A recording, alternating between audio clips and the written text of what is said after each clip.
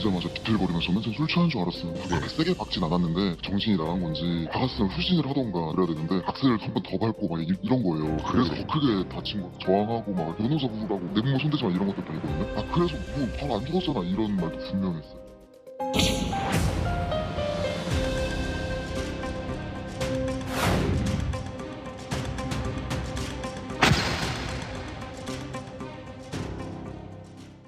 보신 그대로 세간에 많은 지탄을 받았던 이 사건입니다.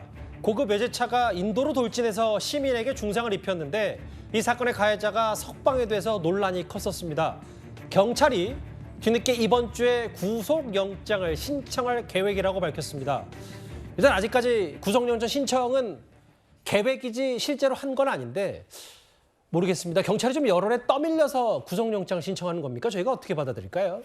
일단 제가 이 사건 수사 기록을 다 본 것이 아니기 때문에 수사기관의 판단은 존중해야 된다는 생각이 듭니다. 그렇지만 그걸 전제로 하고서라도 이 사건 구속영장 신청이 굉장히 늦어졌다는 점에 대해서는 말씀을 드려야 될 것 같습니다. 저는 그런 생각이 듭니다. 예.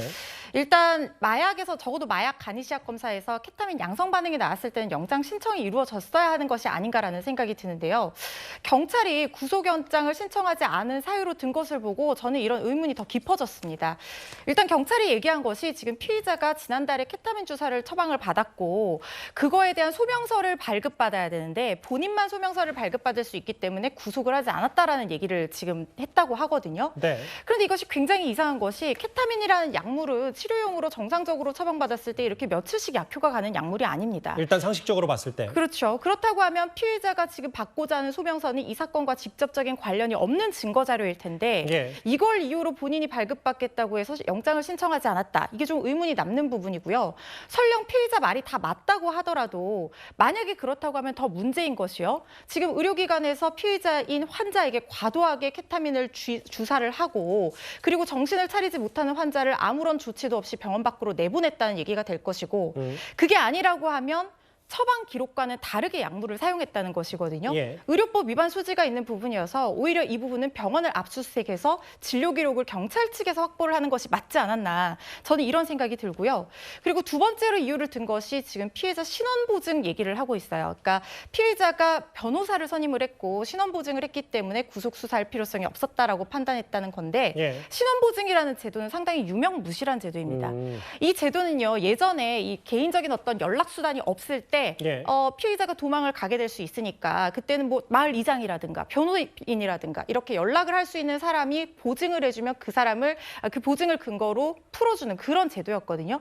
지금 상황과는 사실상 전혀 맞지 않는 것이고 설령 이 변호인이 선임되어 있으면 적극적으로 대응할 의지를 보이는 거기 때문에 구속 여부에 대해서 조금 완화돼서 판단할 수 있는 요건이 될 수 있다고는 하더라도 변호사가 신원보증을 했는데 만약에 이 사람이 재범했다, 도주했다, 증거인멸했다 했을 때 그 변호사에게 가는 어떠한 불이익도 없는 제도이거든요.